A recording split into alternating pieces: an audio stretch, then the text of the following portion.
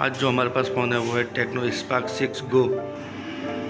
इसमें क्या है, इसमें इसका फ्रेम भी टूटा हुआ है प्लस इसका कॉम्बो का बेल्ट टूटा हुआ है। तो इसमें हम कॉम्बो जो ये है, ठीक है, इसको इसमें लगाएंगे। तो इसके बाद में इसका ये ऊपर से फ्रेम थोड़ा टूटा हुआ है, इसको भी चेंज करेंगे। ये रहा फ्रेम, इस फ्रेम को लगाएंगे हम।